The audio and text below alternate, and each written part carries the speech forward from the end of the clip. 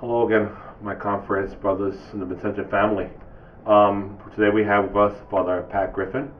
He's Director General of the Daughters of Charity, and he's visiting us, coming off some meetings. He's always working, but we want to take advantage of a few moments. So, if he could tell us in his words, a few words, his own vocation story. Thanks. I was born in Brooklyn, New York, of a very Catholic Irish family. And from early on, we were all very interested in the work of the church. And so I got interested in the possibility of considering a ministry.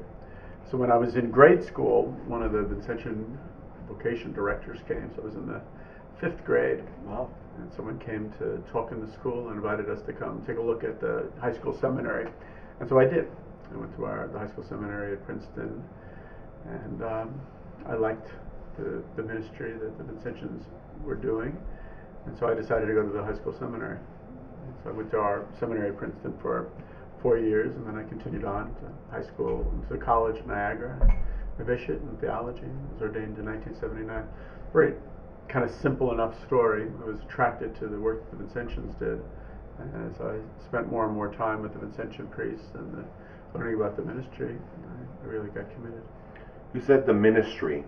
Was it any part of the ministry that really called you? You know, that you saw that really was a part of that you desired to be a part of? You know, the different things that we do carry out in apostolates and mission. What was the most that attracted you? Well, I'm not even sure that it was the ministry at first that attracted me. It was the camaraderie. It was the community. Like, there was the guys that I lived with were very warm, and they really seemed to like living together, and we just liked to talk a lot. We had a lot of the same interests, and so that aspect of community was really attractive to me. And it was only as I moved into later theology that I learned about the variety of ministries that the Vincentians carried out, and I became more and more attracted to the work that they did on behalf of the poor, and the way in which they did so much work in the New York area. I'm a New Yorker, born and raised, and so that gave me some attraction for that. But then, as I've spent more and more time with the Vincentians, I've become more and more aware of the work that they've done in other areas, and then the international character of it. That's really more and more became more and more attracted to me, and led me to finally commit. I would like to just, last question. You are working now abroad. You said about the international character. Yep. And so the first time, but now for a year now, you've been working here, especially in France with the Daughters of Charity.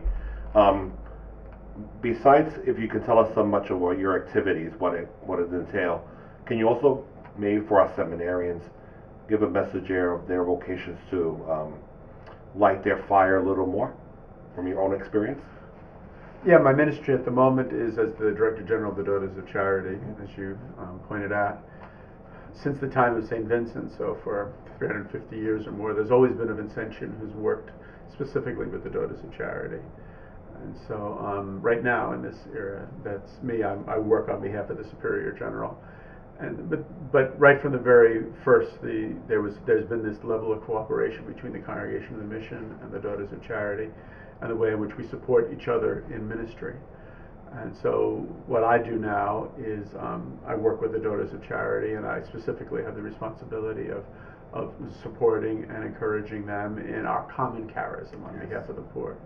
And so I really like that. And I like seeing so many places throughout the world where the Daughters of Charity and the Congregation of the Mission work together. And I feel that it's a very wondrous work that I have to do to know more and more about the spirituality of St. Vincent de Paul, and how it was complemented by the spirituality of Louise de Marillac, and I feel privileged to have the opportunity to help them in their journey. That's beautiful. And one message for the seminarians in formation now? I think to continue to learn more and more about the charism and the way in which the charism really speaks to the needs of the church in our era, and particularly on behalf of the poor. The Daughters of Charity do it, and I think it's something that we're called to continue to do. Well, thank you, Pat, for sharing a moment, and we'll continue to be in our prayers And hopefully that mission that you're carrying out now will be a blessing for the daughters and for all of us, because it's an example of really commitment, being there wherever the Lord calls you to be, especially as Vincentians. And more than anything else, you're missed here greatly.